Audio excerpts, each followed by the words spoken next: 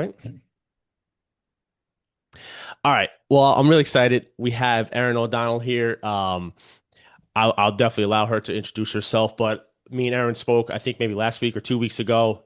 She's somebody who I connected with on LinkedIn, and ever since I've been a fan, mostly because I relate to a lot of what you post and what you do. But I'm always on the lookout for people who I feel like can relate to student athletes or people who are kind of getting into the professional world. And for someone like you, I'll just give you your flowers before I let you introduce yourself. I think it's really cool how you've put yourself out there, how you've balanced kind of being professional and personal. So I had to reach out to you, and I'm thankful that you responded and are going to give some of your time here. So, Erin, if you could do me a favor and just give me and give all of us a little introduction on who you are and a little bit about you. Thank you, Matt, and thank you for having me. This is equally as exciting for me as it is for you, so I appreciate the introduction. And a little bit about me. I mean, I played Division I lacrosse in college at Mount St. Mary's University.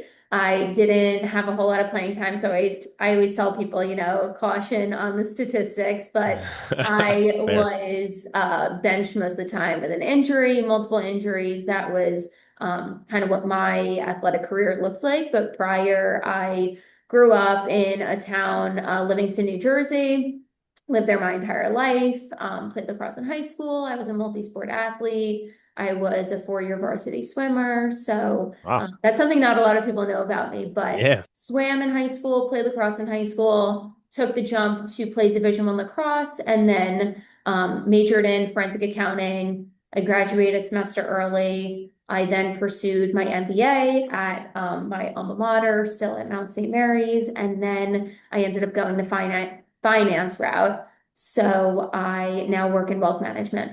That's awesome. That's awesome. So I know we could peel back so many layers of what it's like to be injured and what that is like physically, mentally. But if you could give us an idea, right, on the challenges that presented to you, which I'm sure are endless. And as someone who dealt with an injury, I could tell you, I mean, it's a day-to-day battle, right? You want to be there for your teammates, all of that. But looking back at it now, well, how did that shape you? How did it prepare you? What was that experience like?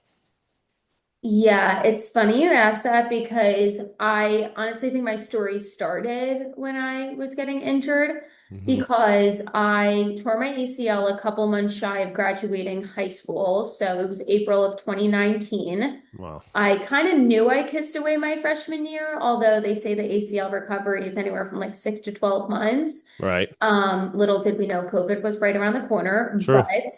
but got the surgery May of 2019. I just so happened to fall and break my kneecap in the same knee Wow. about 2.5 weeks prior to going to college. So that was the end of July 2019. Ugh. So I got another surgery. That one was actually a lot heavier than the ACL, believe it or not. Yeah. I had three screws put in and they were supposed to stay there for life. Wow. And then in December of 2019, the day after Christmas, I had those screws removed. So that was three surgeries in 1 year. Jeez. And then I knew after the second surgery, I definitely kissed away my freshman year. Yeah. So I knew freshman year was a bit of a wash. And then sophomore year came, COVID, we were in the thick of it. And, I had some other injuries along the way. But to your point about how it shaped me. I Yeah. mean, I am not someone who will sit around and be gloomy about my circumstances. You just have to pick up and keep going. There is no other choice in my book. Yeah. So I figured, what do I have to do? I have to go to Yeah. PT, I have to get another surgery, I have to do all these things, and there's no other choice. So I just kept on going. That was I my love that. motto. I love that. I mean, quickly, and we don't have to dive into specifics, but did you have good support around you during that time? Was it from school, family, friends? Where did you turn to when you needed support or just like a pick me up? That's a great question, and I really appreciate that question. One I probably have never gotten, frankly. Mm-hmm. And I did feel supported, although you have to think you're a freshman. I Yeah. was 3 hours away from home. I was just Yeah. becoming friends with all these girls on my team. I went to a small school, so there wasn't any Greek life.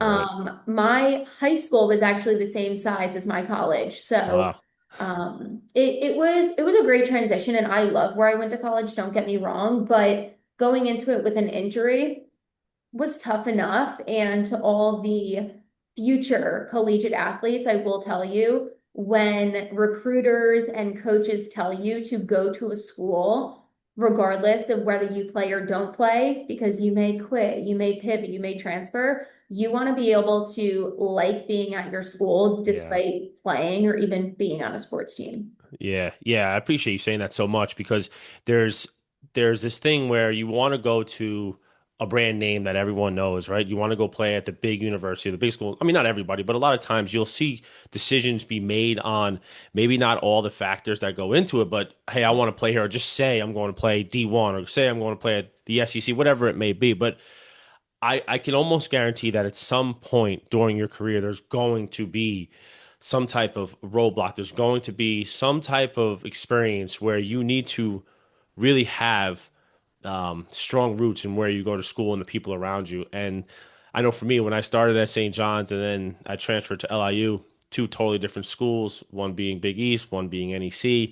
You would imagine there was a huge difference, but I was really lucky because of the coach I went to play for, and the university was just as supportive as it was in the Big East. So I was happily surprised by that, and especially for me when I was transferred to a school as an injured player. So I can appreciate you saying that, and we do hear that a lot, right? On how do I decide what the right school is, what the right place is for me. So I appreciate that. And then, so here's the thing. So in my opinion, you're rehabbing, I'm assuming, at school, right? And you kind of know, all right, at least my freshman season and the seasons are in jeopardy. Mm. Um, where does that mental shift start to happen? Is it early on in your college career where you realize, hey, I may need to start to leverage other things? How did that portray itself to you? Yeah, I mean, it was a wake-up call for Yeah, sure. Going from high school to college, I will say they prepare you by telling you, but you'll never understand it until you're actually in it. yeah, So, I mean, granted, I didn't play a whole lot, but waking up for lifting really early in the morning, conditioning every other day. yeah, When you really put together all the hours you put into this, that like I wasn't doing that in high school. I didn't go to an unbelievable lacrosse high school. That just was not it. Some of my teammates did. So mm-hmm, they were eat, sleep, breathing, lifting, conditioning, all that stuff. That was not the case for me in high school. yeah, So when I did get into the D1 nature of it all, it was a wake-up call, but I liked it. I'm someone who really thrives off of structure. And I mean, this is kind of pivoting, but in the real world, once you graduate college, you're not given a whole lot of structure.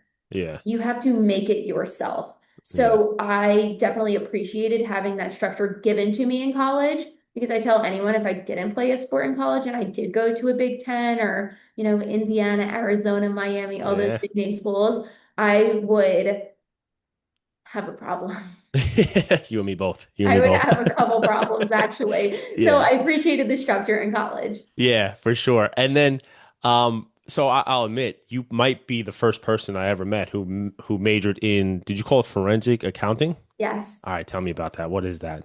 Okay, so I knew from a very young age, oddly enough, like probably 14, 15, which sounds Hmm. kind of bizarre, that I Yeah. was just very good at accounting. Me and my Oh, brother were very similar. He's a CPA. He majored in accounting and finance. I majored in forensic accounting, mm-hmm.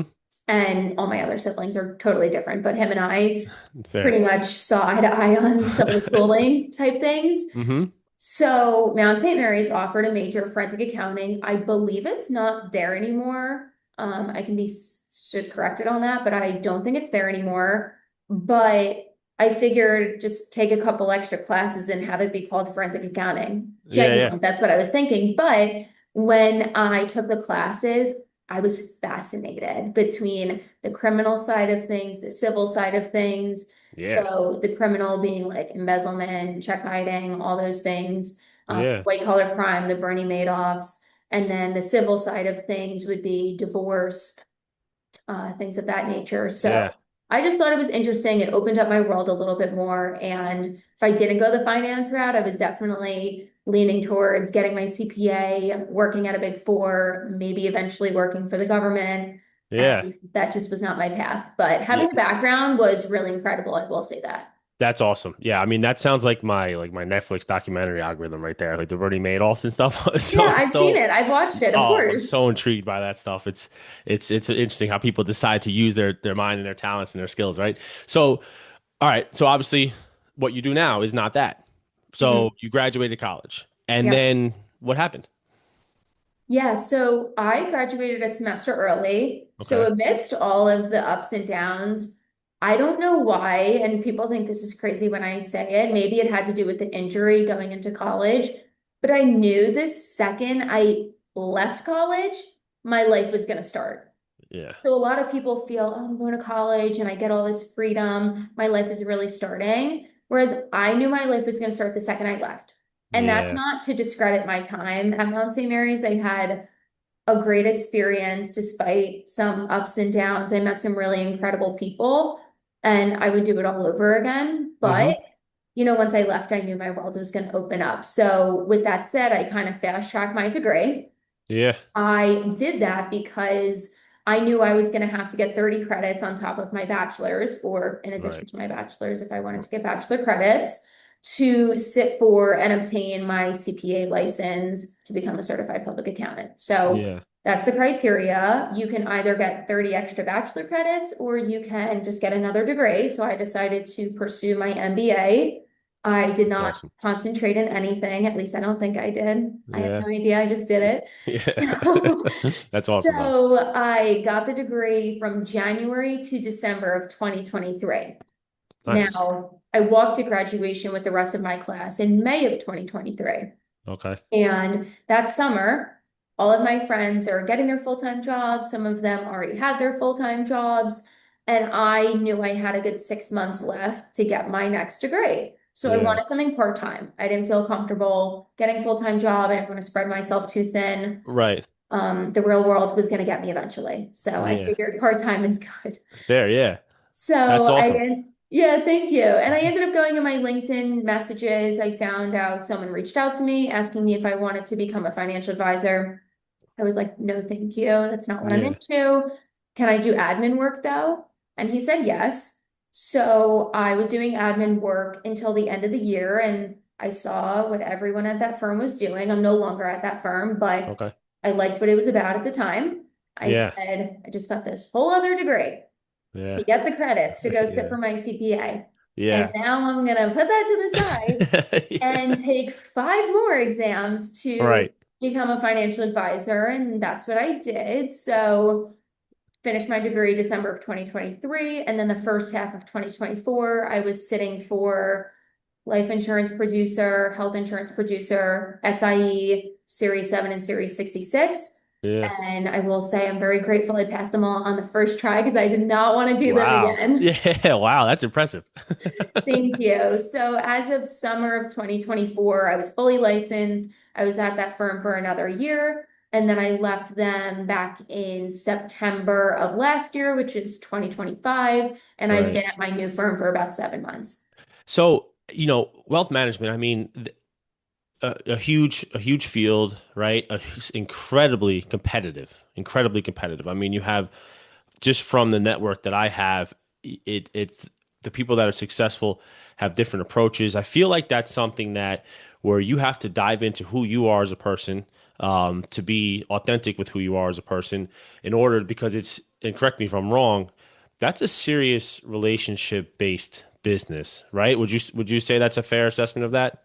I will absolutely confirm it is a relationship-based business. And that was one of the reasons I transferred from my last firm to this firm is I didn't really feel the relationship with my clients. And that's not to discredit them. It was more so the culture that I was being raised in, if you will. Yeah, But where I'm at now, I moved here because I had so much support from the managing directors, my managers, the people around me. I mean, I am genuinely excited to go to work every single day. that's So awesome. I'm very grateful I landed myself here. Yeah, that's awesome. And then, so, I mean, I know again in the grand scheme, you're still, I'm sure, learning things. I mean, we always are, right? But you're seeing different experiences, different situations. But If somebody were to ask you what makes someone in your field, a wealth manager, successful, or people that you've seen, you've been around, or maybe that you look up to and respect how they've carved their mark in that industry, what would be, let's say, two to three main pillars that makes someone successful in your opinion who may be thinking about jumping into your world, into your industry? Yeah, absolutely. You're really good at asking questions. I give it to Thank you. I you. think about these things. Yeah, absolutely. I'm similar. I'm like questions McGee. I'm always Yeah. asking Yeah. questions. So we could go on forever, but we'll keep it concise today. Yeah. But what I will say is I've learned honesty is the best policy. And Hmm. that goes for all aspects of your life. And, similar to I think I said this earlier today, maybe yesterday, but like, how nurse practitioners have like better bedside manner than other Yeah. professions. I don't know. I think to myself, in this profession, you could be the smartest person on the planet, but if you don't have good bedside manner and you are not catering to your client and speaking to them the way they want to be spoken to and directing them in a way that is going to cater to them specifically, you're not actually doing your job. Right. So it is on a case by case basis. My youngest client is 24. I think she's 24. Hmm. Maybe she just turned 24. But anyway, Yeah. 24 and then my oldest client 76. Wow. So I definitely have a wide range, but in terms of my bread and butter, I love the people in their 30s and 40s. They've built a little something for themselves. They Yeah. may be married with kids. There's a lot of life events going on, and Yeah. they just need a nudge in the right direction. I Yeah. think another reason I jive really well with those people is because I have three older sisters and they're all in their Right. 30s. So I just get along with people in that age group and it's been well. But to your question of two to three factors that make people Yeah. stand out, I will say your authenticity. I have some clients that on paper we have nothing in common, but we understand that it's a long lasting relationship and they trust me enough to lead them in the right direction. And I Right. tell everyone, like, I'm young, I get it. But if you go with the guy who's 60 years old, which amazing, like you should go with the right fit, but he might retire in 10 years and then hand his book off to someone that you don't Right. know.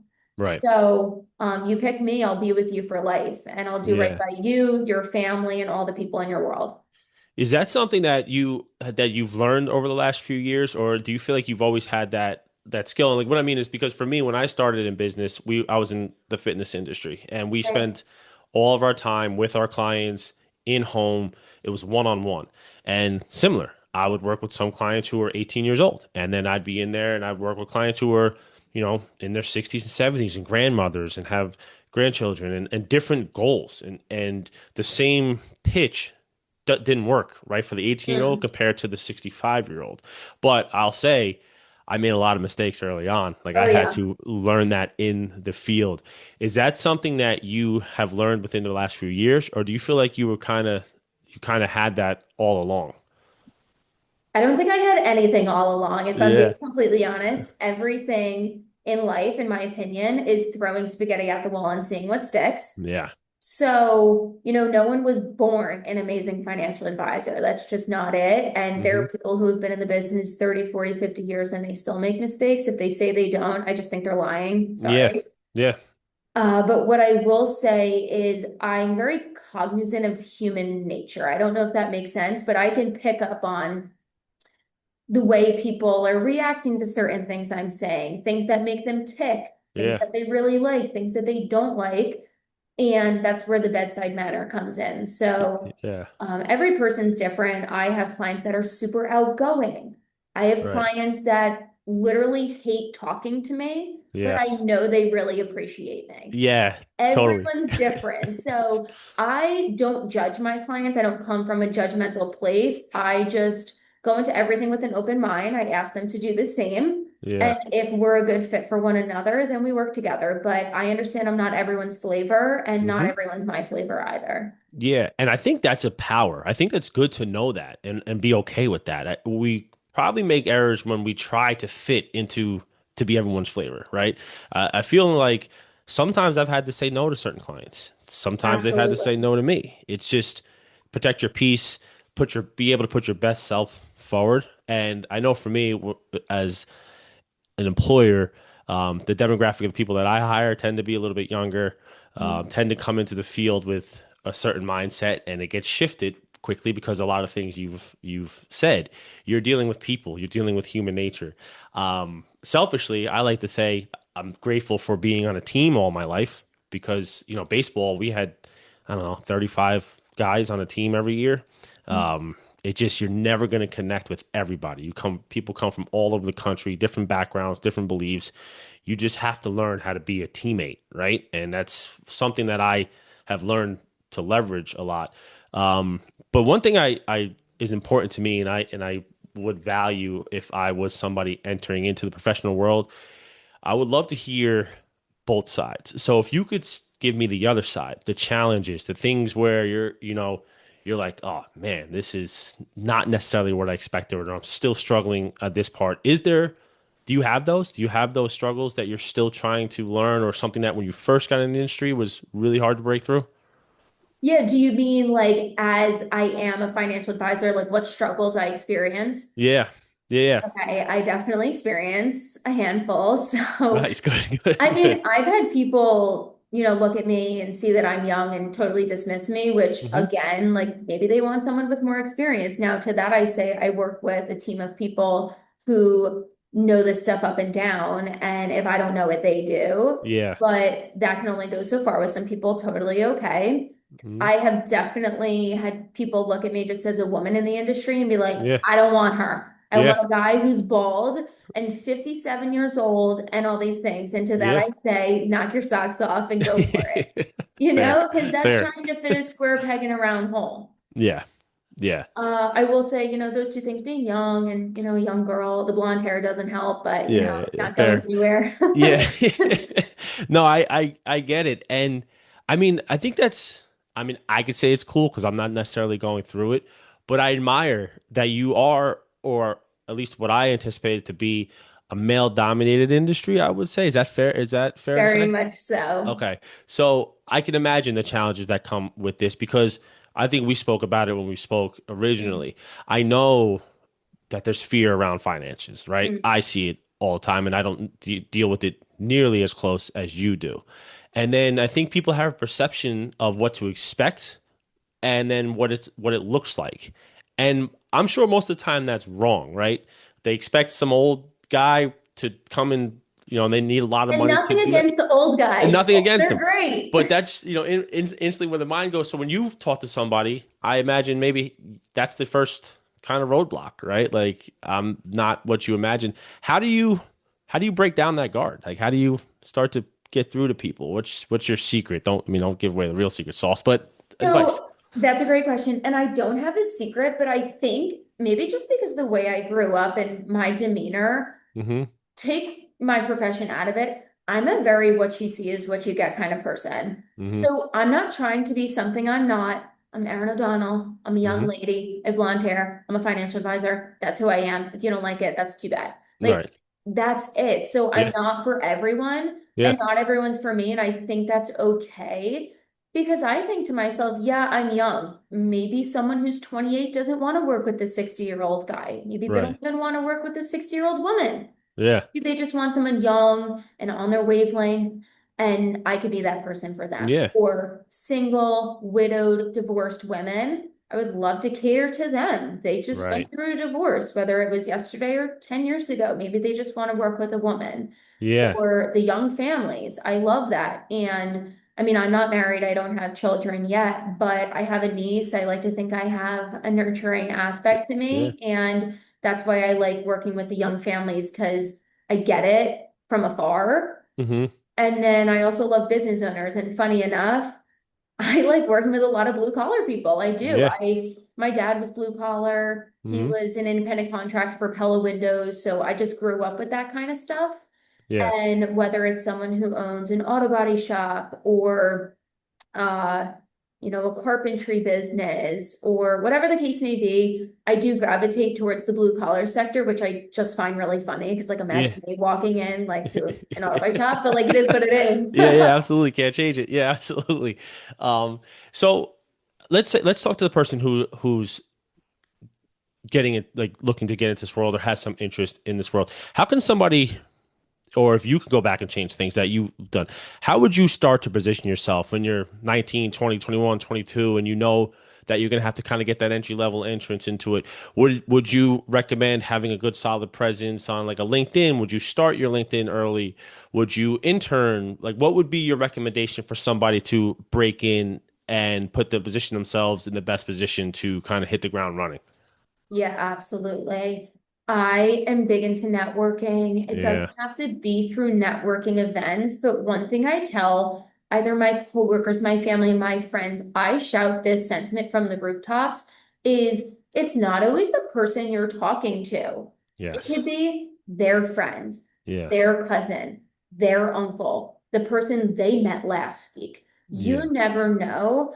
And I think a lot of people are so, I don't want to say narrow-minded, but maybe a little bit tunnel vision Hmm. on connecting with the right people. When if you get out of that mindset and you just connect with people authentically, you never know where that's going to lead you. And Yes. I'll say it firsthand, I don't have an agenda when I go out and meet people. But I've been afforded some really amazing opportunities. I've met some really incredible people, connected with some really, really, really awesome people over the years. Yeah. And I wasn't out here going to things like seeking them out. It just Right. happened because you're being authentic. And guess what? Along the way, maybe some people haven't liked me. Yeah. So along the way, I haven't liked some people either. Right. Like that's human nature. Yeah, absolutely. But I Absolutely. think authentic connection and allowing yourself to fail. I feel like a lot of people are afraid to fail these days, and that's the gateway to the entry. Like Yeah. that's your gateway to enter to success.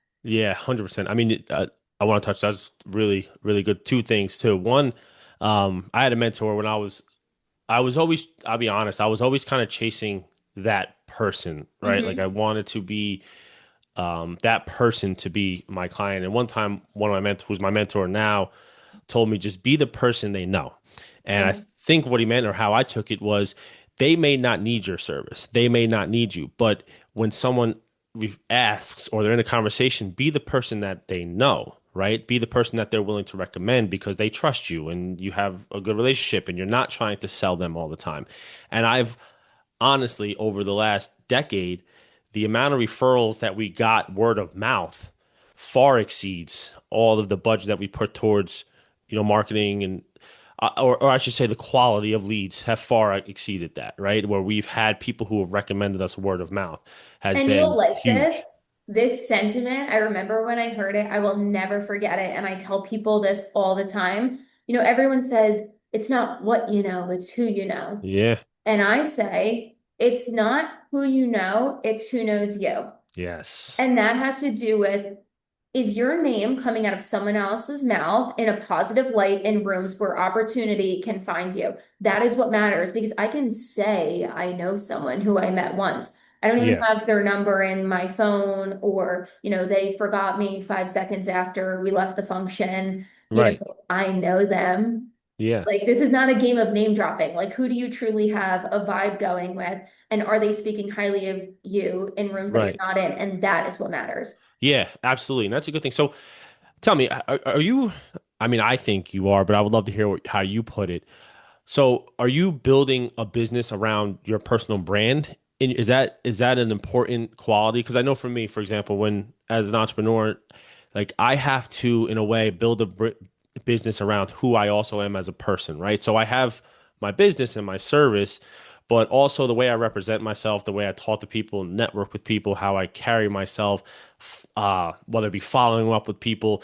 Like, is that a part of what your day to day is?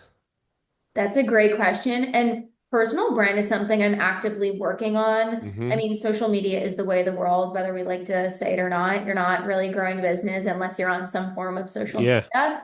So, in terms of like who is Erin O'Donnell, I actually had someone ask me that over lunch, who we met briefly a couple months ago, and he was like, "Who is Erin O'Donnell?" And this is someone Yeah. I met at a charity event. He's the CEO of the nonprofit. And it's like, "Who is Erin O'Donnell?" And I was like, Yeah. "Okay, well, I went to school for forensic accounting. I work in finance now.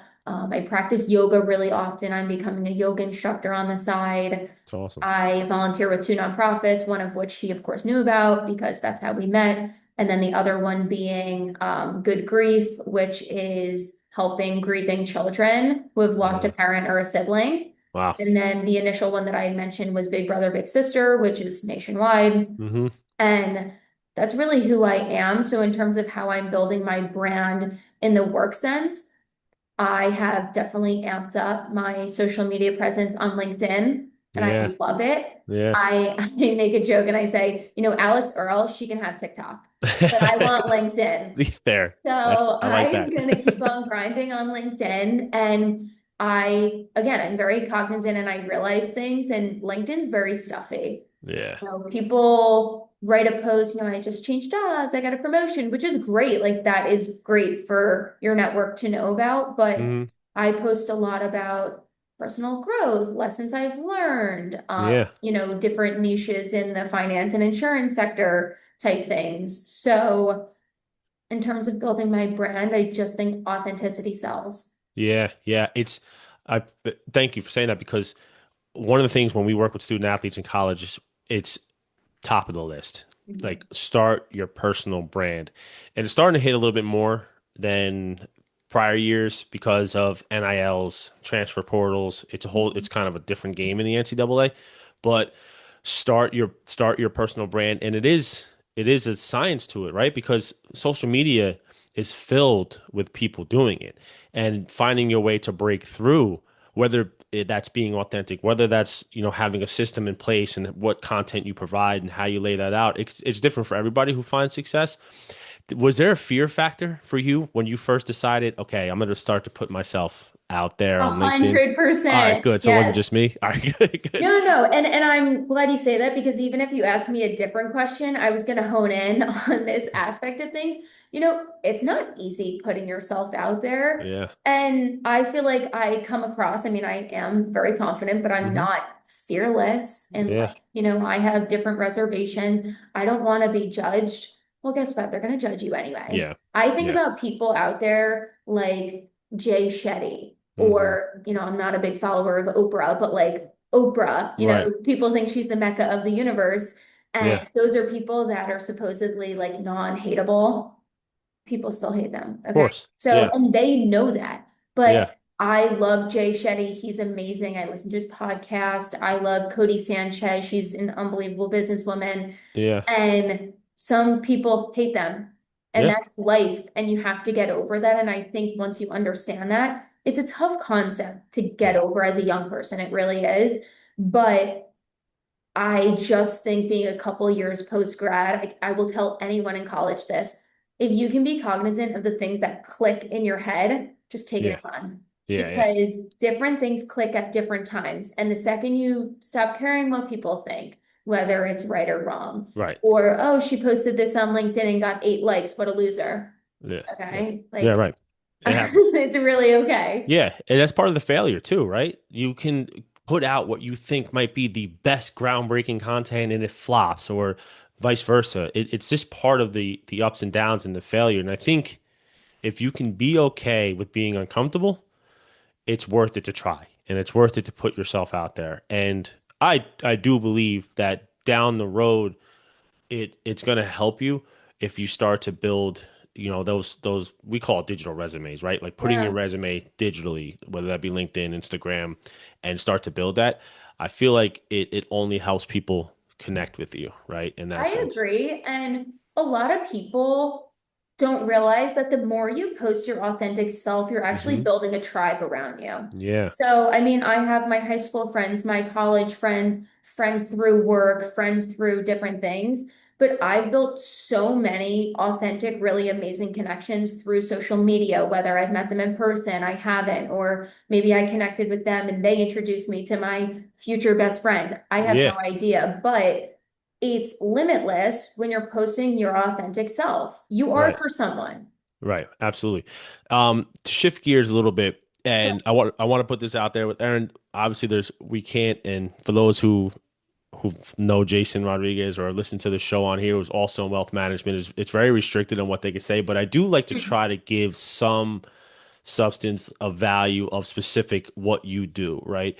So let's say I'm someone who's in college now Yeah. and, I might have some NIL money or I might just start to make some money without giving specifics, but giving valuable piece of information. What are some of the mistakes that you may have made when you were younger or that you see a lot of young people make financially that you would recommend, hey, maybe think about this or maybe do this? Because I also have learned from Jason that he put out an idea of like how to budget your money and things like that. And then I know a few people reached out to him and they kind of got their brains turning on his industry as a profession. And they were like, oh, wow, that's great. So you're helping people or impacting people in this way.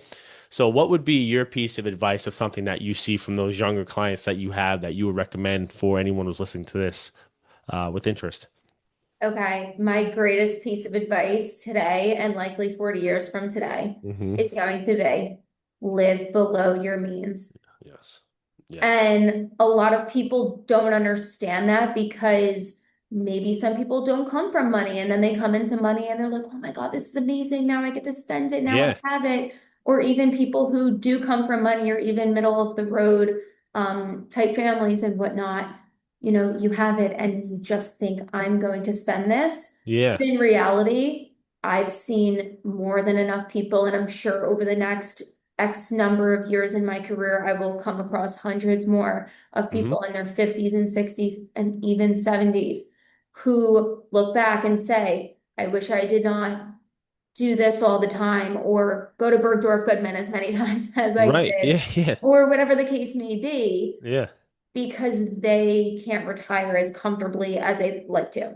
Right. So living below your means is simply a mindset. I mean, I remember even as early as like 14 or 15 when I would babysit, and let's Yeah. say I got $100, my dad would be like, whatever you do, like 40 bucks is going in the drawer. That's awesome. Maybe it was That's 20. awesome. I don't know. Yeah, But but like you're something. not spending this 100 tomorrow. And those are lessons. And I will say I empathize a lot more than a lot of other people in the Hmm. aspect of people only know what they know.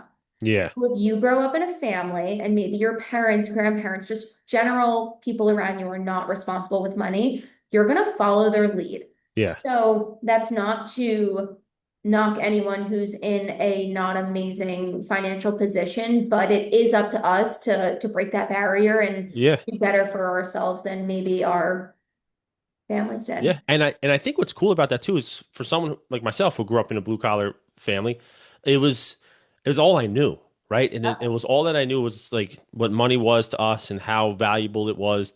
And then as I got older and I started to read, like one of my favorite books is The Psychology of Money, right? And the Yeah, way that you think and shift your thought about money. So that's what I admire about what you do. It's not just saying, hey, or in my opinion, it's not just saying, hey, put your money here, here, here. It's the education that's behind it, right? And I think that's something that absolutely. a lot of us lack at a young age is the education about money.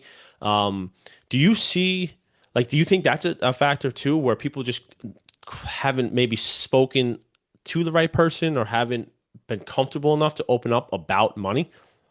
Absolutely.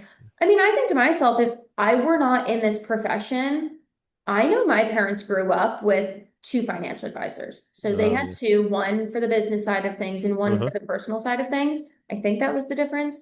Right. But we had two, and they're great guys. Now, of course, I'm the one, but Yeah. I'm the Fair. chosen one. Good. But I will say, if I didn't get into this career, I don't know if I would be speaking to them. Hmm. Like I'd be like, no, I'm good. I don't have Yeah. that much money yet. I hear that all the time. I don't have that much money yet. How are you possibly going to help me? And I'm like, Yeah. well, let's sit down for 20 minutes and just have a quick conversation. But the education is a huge gap. And Yeah. it irks me to say the least because people make poor decisions because they don't know any better. Right. Now, granted, do some people make poor decisions because they're just genuinely poor decisions? Yes, that's Yeah. life and we learn our lessons differently, but the education is a huge aspect. And that's why I approach my clients in a way, and I say this to them right from the get, that I will never ask you to sign on the dotted line if you do not understand everything you're signing up for, whether that is insurance or investment focused. Right. Because Yeah. I'm not the person to say, trust me, I got it. Trust Yeah. is earned, not given, and I have learned that the hard way as well. Yeah. Well, and that's also why I appreciate you spending time to do this because I know that I didn't know this until after school, until money was in my hand and I made those mistakes. And then you start to learn as you go. But I'm not sure if we're getting enough of the education out there even Mhm. yet still. I think there's so No, no, much. I know we're not. Right. I know we're not. Yeah, absolutely. I agree. It's just we're not. I mean, the information's out there, but we're not getting enough of it out there, which is why I think it's really valuable with what you do. And I think it's really valuable with how you're putting it out there because I know for a fact that fear is a big factor. And probably like you spoke about earlier, you might not even really necessarily know who you're talking to, but someone's taking that information in, right? And they might not know they need you right away or vice versa. But as it's out there, I think that's really, really important that you're putting it out there. So I thank you for doing that. Um, one thing I always ask, and I'll put you on the spot. Um, let's say you're talking to yourself, you're your sophomore, you're a junior, right? And you're sitting in, class or practice and you're there. What would be that piece of advice? What would be that, hey, it's going to be okay, or hey, do this? What would be that thing that you would say to that college student right now with what you know now? Mm, that's a good That's a question. tough one, right? Because I'm If sure your it's mind goes related wild. to money, would you say? No, I would say just kind of where life's going to take you. And if cuz I know when I got hurt, I felt like shit, it's over. Like Yeah, what am I going to do? And I know you shifted kind of in school, but I didn't. I got hurt later and I just didn't know yeah. what the hell I was going to do. So if I could have had someone say to me, "Hey, just shift your mind a little bit or start to think about things a little bit differently."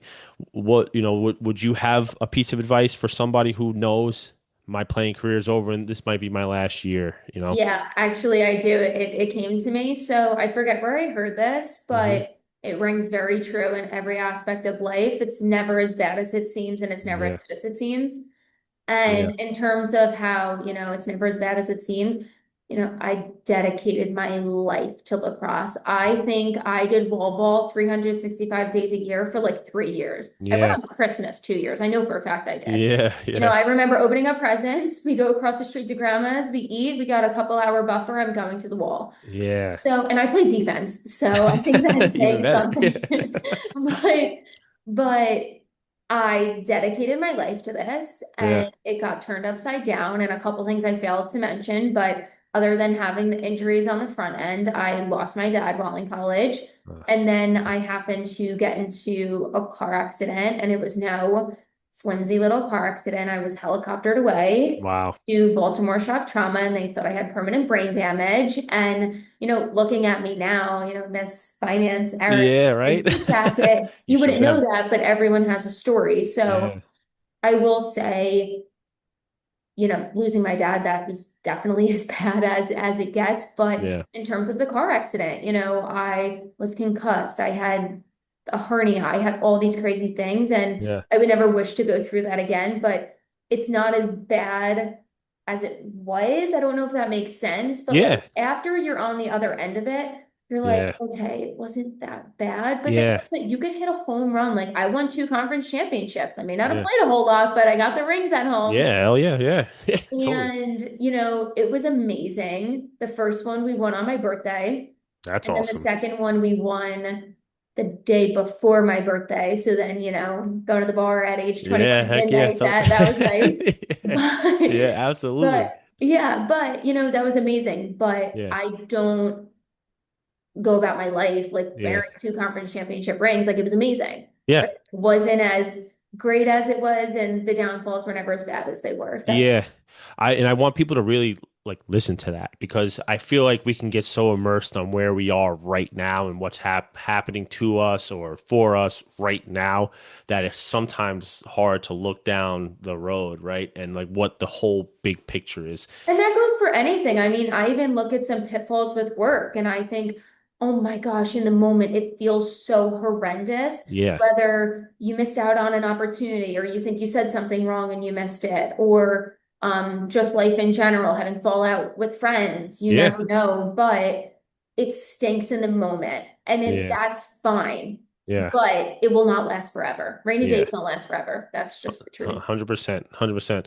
I yeah, I want to thank you so much because I know you're busy and taking the time to do this. And for those people who listen to this, it's filled with valuable information. But I also want to encourage people to reach out to you. And I want people who may have connected to you to reach out. You were great with getting back to me. So I feel confident that anyone who is interested, and we've had it in the past, and I think our athletes should continue to do that.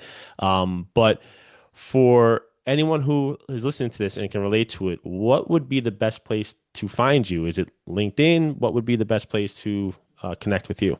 Yeah, anyone can connect with me on LinkedIn, Hmm. more like professional stuff. You Hmm. can message me on Instagram. I'm on there.